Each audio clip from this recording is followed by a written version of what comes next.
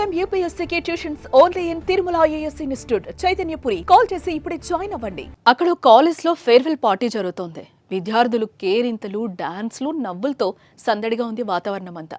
ఒక్కో విద్యార్థి స్టేజ్ పైకి వచ్చి వారి అనుభవాలను పంచుకుంటున్నారు. ఇంతలో స్టేజ్ పైకి ఓ విద్యార్థి వచ్చింది. తన ప్రసంగంతో నవ్వుతూ అందరినీ నవ్విస్తూ మాట్లాడుతుంది. ఇంతలో ఏమైందో ఏమో కానీ నవ్వుతూ మాట్లాడుతూనే కుప్పకూలిపోయింది.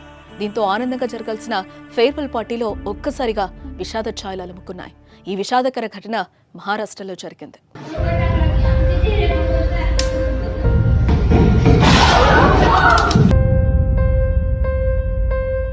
మహారాష్ట్రలోని ధారాషివ్ జిల్లాలో పరండా పట్టణంలోని పరండా ఆరాజీ షిండే కాలేజ్లో ఫేర్వెల్ పార్టీ జరిగింది. అయితే వీడ్కోలు కార్యక్రమంలో భాగంగా బీఎస్సీ ఫైనల్ ఇయర్ విద్యార్థిని వర్షఖరత్ వేదికపై ప్రసంగించింది.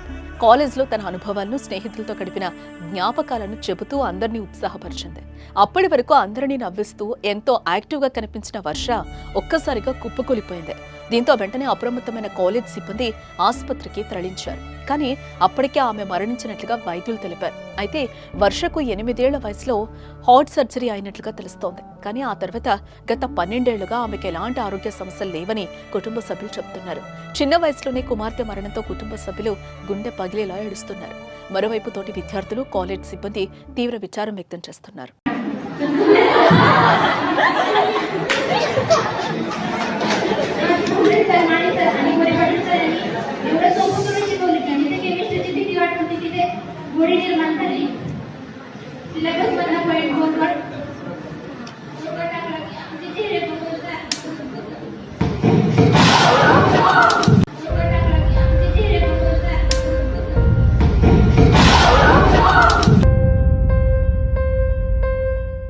ఇక ఈ మధ్యకాలంలో గుండెపోటు మరణాలు కూడా ఎక్కువ అవుతూనే ఉన్నాయి.